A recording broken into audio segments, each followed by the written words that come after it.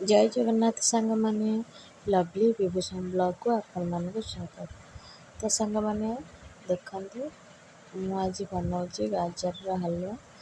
ତ ଗାଜର ହାଲୁଆ କାହାକୁ ପସନ୍ଦ କମେଣ୍ଟରେ ମୋତେ କହିବେ। ଆଉ ମୁଁ କେମିତି ବନାଉଛି ଆପଣମାନଙ୍କ ସହିତ ସେୟାର କରିବି। ତ ସାଙ୍ଗମାନେ ଦେଖନ୍ତୁ, ଏଇଠି ମୁଁ ଗାଜର ନେଇଯାଇଛି। ଦେଖନ୍ତୁ, ତ ପ୍ରଥମେ ଗାଜରକୁ ଭଲ ଭାବରେ ପରିଷ୍କାର କରିକି ଧୋଇଦେବା। ତ ମୁଁ ଅଧ କିଲୋରୁ ଅଧିକ ଗାଜର ନେଇଛି, ତାକୁ ଭଲ ଭାବରେ ପରିଷ୍କାର କରିକି ଧୋଇଦେବା। ଦେଖନ୍ତୁ, ଧୋଇ ସାରିଲା ପରେ ସବୁ ଗାଜରର ଚୋପାକୁ ଆମେ ଚାଞ୍ଚିଦେବା।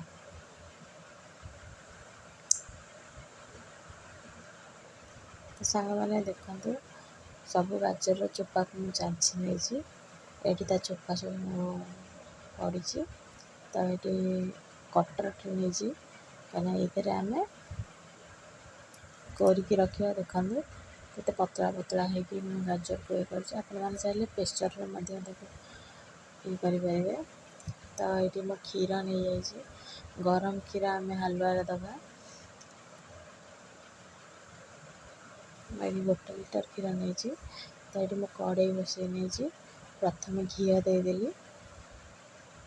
ସାଙ୍ଗମାନେ ଭିଡ଼ିଓଟିକୁ ପ୍ରଥମରୁ ଶେଷ ଯାଏଁ ଦେଖିବେ, ଜମାରୁ ବି ସ୍କିପ୍ କରିବେନି। ତ ମୁଁ ଏଇଠି କାଜୁ ନେଇଯାଇଛି ଆଉ ଗୁଜୁରାତି ନେଇଛି। ତ ଘିଅରେ ମୁଁ ଏବେ ପକାଇଦେଲି କାଜୁ। ଆପଣମାନେ ଚାହିଁଲେ ଅଲଗା ରିଫାଇନ୍ ତେଲ ହେରିକା ନେଇପାରିବେ। ତ କାଜୁକୁ ଏଇଠି ମୁଁ ଭାଜିଦେଲି। କ୍ଷୀର ମୋର ଗରମ ହେଉଛି। ତ ସେଇ ଘିଅରେ ମୁଁ କୋରିକି ରଖିଥିବା ଗାଜରକୁ ପକାଇଲି, ତାକୁ ଭଲ ଭାବରେ ଭାଜି ନେବା। ଦେଖନ୍ତୁ, ତାକୁ ମୁଁ ଭଲ ଭାବରେ 5 ମିନିଟ୍ କରିକି ଭାଜି ନେଲି।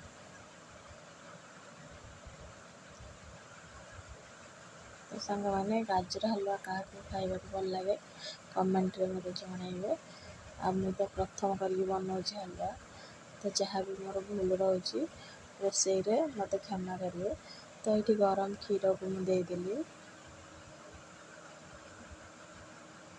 ଦେଖନ୍ତୁ, ତାକୁ ଭଲ ଭାବରେ ଏବେ ମିକ୍ସ କରିନେବା।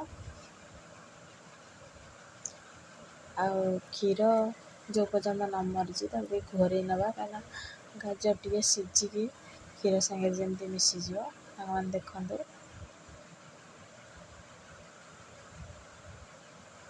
ଆଉ ଘୋରେଇବାନି, କାହିଁକିନା ଏମିତି ମଝିରେ ମଝିରେ ଏମିତି ଚଟୁ ମାରୁଥିବା। ଆସ୍ତେ ଆସ୍ତେ ସେ ପୁରା ମିକ୍ସ ହେଇଯିବ। ଆପଣମାନେ ଚାହିଁଲେ କ୍ଷୀର ବଦଳରେ ଏଠି ମିଲ୍କ ପାଉଡ଼ର ନେଇପାରିବେ। ତ ଏବେ ମୁଁ ଚିନି ଏଥିରେ ଦେଇଦେଲି। ଯେତିକି ମିଠା ଖାଇବେ ସେଇ ଅନୁସାରେ ଆପଣମାନେ ଚିନି ପକାଇବେ। ତ ଆମର କ୍ଷୀର ଆସ୍ତେ ଆସ୍ତେ ମରିଗଲାଣି, ଦେଖିପାରୁଥିବେ। ଏଠି ଗୁଜୁରାତିକୁ ମୁଁ ପକାଇ ନେଲି। ଗୁଜୁରାତି ଗୁଣ୍ଡ ଯଦି ଚାହିଁବେ ଆପଣମାନେ ପକାଇ ପାରିବେ।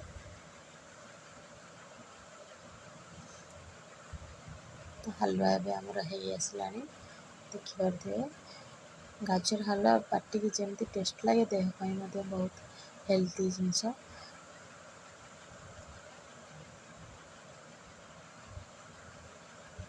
ଏମିତି ବନେଇଲେ ପିଲାରୁ ବଡ଼ ପର୍ଯ୍ୟନ୍ତ ସମସ୍ତେ ବି ଖାଇବେ।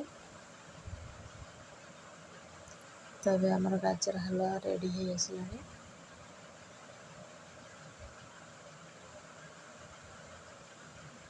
ଏଇଠି ମୁଁ ଭାଜିକି ରଖିଥିବା କାଜୁକୁ ଦେଇଦେଲି।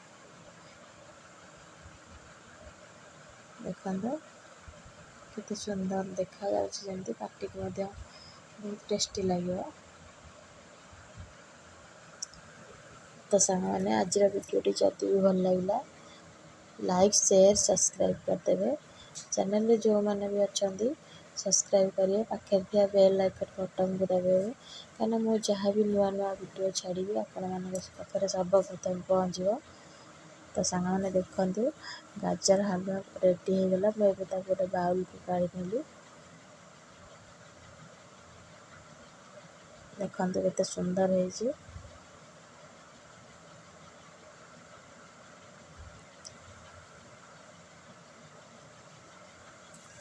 ଏବେ ତାକୁ ଟେଷ୍ଟ କରିବା ପାଇଁ ମୁଁ ନେଇଯାଇଛି।